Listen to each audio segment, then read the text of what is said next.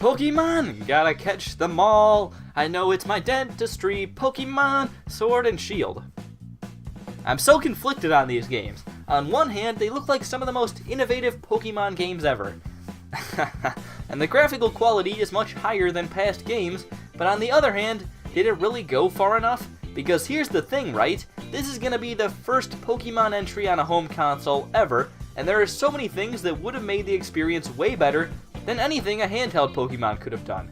But very few of those things actually are happening. Parts of this trailer looked really good, and parts looked really disappointing. And for a while I wasn't sure if this was a great step for the series or a really poor one, but now I think I can safely say that I think Pokemon Sword and Shield look painfully average.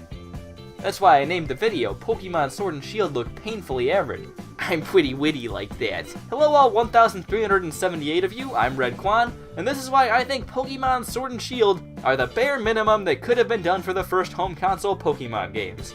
Now you might think, based on how negative I sound, that I have some beef against Pokemon or something. That they forced me to put up a video I'd made a day before the Direct, which immediately became obsolete, or maybe that they've taken down a video of mine after having been up for 10 minutes multiple times. But no, I'm completely unbiased here.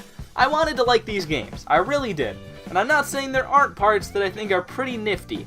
I think the atmosphere of the game is really cool.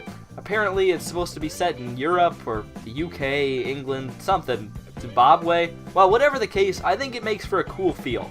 I especially like the Snowtown area. Thought I had more positive things to say, but I guess not. Well, pessimism it is. Because here's the thing, this was Pokemon's opportunity. You could have said with all the past games that they were just limited by the hardware. That they'd be just as epic as other Nintendo games if they were on home consoles. But you can't say that now. Because it's not. No, granted we haven't seen the full game by any means, but when I see this, I just see another Pokemon game. Sure, it looks better graphically, obviously with the Switch and everything, although it still doesn't look as good as it could. But what really gets me is the gameplay. Every piece of gameplay hints that I could see in the trailer seem to be exactly what we'd expect from Pokemon. There isn't anything in the game that stands out as being like, wow, cool, that's new. Nothing. I didn't see one thing in the entire trailer that made me think, wow, that's new. Literally not one thing seemed new to me.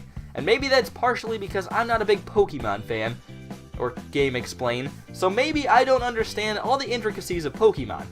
But this looks almost identical to what Sun and Moon played like to me, and that's not good.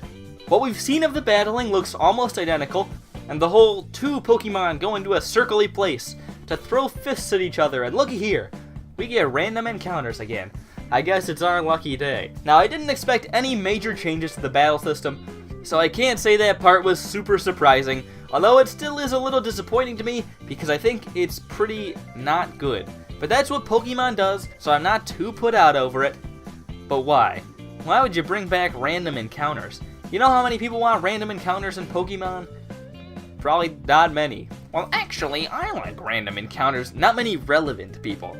Aww. It's something you changed, most people loved it, and now you change it back because... I don't even know. Because people will buy it anyway, probably? And what might frustrate me the most is the world. Now, I know I said the atmosphere and styling of the world is cool, and I think it is, but at the same time, the way it's built feels so uninspired. This might just be a personal feeling, but I don't think a game as big as Pokemon should have this top-down type of style and these carved-out path layouts on the Nintendo Switch in 2019. It's just the worst way they could have done it. This kind of thing is understandable for smaller games, lower budget games, games that have a different function, but this is Pokemon, one of the best-selling video game series of all time, and I would argue that Pokemon is a game about exploration. Maybe not pure exploration, but exploration in the sense that you're searching for Pokemon and traveling the region. And for a game like that, it only makes sense to have a world that lends itself to exploration. But I don't think this game is going to do that. The places you go still seem like a bunch of narrow paths, and you still run into the tall grass to get to your Pokemon. That's just like the most disappointing thing to me. Pokemon could be so much better if it was even just a little more open. You can still have a linear path of progression without these dumb paths. Just the ability to roam around these spaces a little more would make the gameplay way more enjoyable, as well as adding a lot to the believability of the world, and making it feel more alive. I know there's the whole argument that this is the most efficient way to get you to practice getting Pokemon through the tall grass and battling with trainers by walking right in front of them, but there are definitely a lot of other ways to do this without a whole lot of effort, and if the player doesn't want to do that stuff, it would probably work just as well to have most of it be optional, where you can walk over there if you want to do that stuff. And I'm trying to think of reasons why Pokemon would do this. Were they not able to make a more modern game after having worked on handhelds for their entire existence? Maybe. Did they think that this was their best option for designing the games? Maybe. But you know what I think? I think it's neither of these two.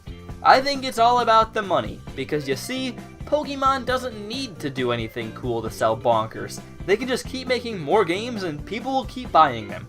So I think their strategy basically comes down to 1, make a game, 2, make basically the same game but with some new designs and a few minor changes, 3, make sure you release it within a year.